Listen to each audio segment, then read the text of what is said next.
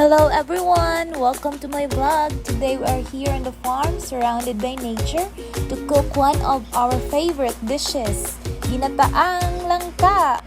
Lami kayo ni nga dish, labi na kung fresh ang ingredients gikan sa bukid. Para sa atong ginataang nangka, magamit ta og hilaw nga nangka, ahos, bombay, loya ug duwa ug tangad. Ug syempre, fresh nga gata para ka fresh sa nagbatak. Aw. Human nabutang sa kaldero ang nangka ug mga jaman, we started cooking over traditional firewood stove. Pagkahuman, isulod ang gata, haluon nato og dili nato pasagdan para dili masunog. Nagsugbat tag bulad para ipari sa atong ginataang nangka.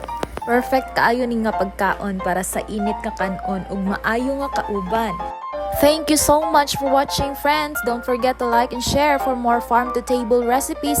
See you next time.